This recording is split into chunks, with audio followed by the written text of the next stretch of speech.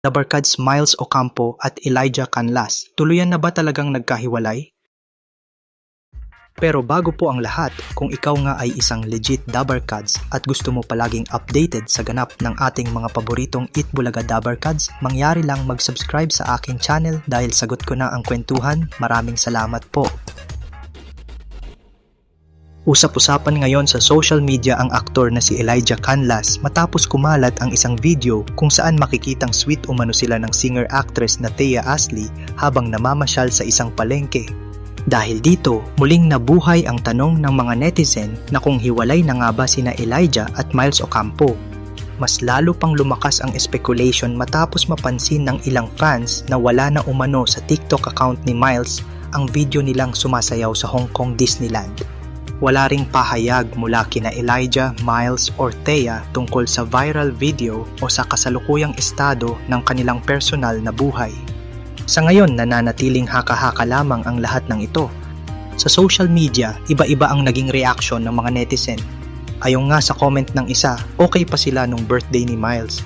Nag-greeting pa si Elijah at may pa-I love you pa nung last May lang. Naka-follow pa rin sila sa IG ng isa't isa pero mapapansin na hindi na naka-like si Elijah sa mga recent post ni Miles.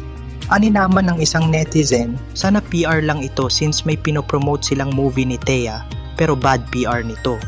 Samantala, isa pang netizen ang nagsabi na akala ko low-key lang sila ni Miles sa relationship nila. Was not expecting na break na sila. Matatanda ang kinumpirma ni na Elijah Canlas at Miles Ocampo ang kanilang relasyon noong 2022 matapos ang matagal na spekulasyon. Kilala ang dalawa sa pagiging pribado pagdating sa kanilang love life at bihirang magbahagi ng detalye sa publiko. Nagkaroon ng breakup ang magkasintahan noong 2023 ngunit noong 2024 ay inamin nilang muli silang nag-uusap at unti-unting inaayos ang kanilang relasyon. Sinabi pa noon ni Elijah na we are doing good at we are very happy habang ipinahayag naman ni Miles Ocampo na sinusubukan nilang ayusin ang kanilang samahan ng walang pressure. Noong 2025, naging bukas pa ang dalawa tungkol sa kanilang reconciled relationship at ibinahagi ni Miles Ocampo na napag-uusapan na rin nila ang posibilidad ng kasal sa tamang panahon. Sa ngayon, wala pang kumpirmasyon kung ano nga ba ang tunay na relasyon ni na Elijah Canlas at Thea Ashley o kung naghiwalay na nga ba sina Elijah at Miles. Habang wala pang opisyal na pahayag mula sa mga sangkot, nananatiling espekulasyon lamang ang mga kumakalat na usapan online.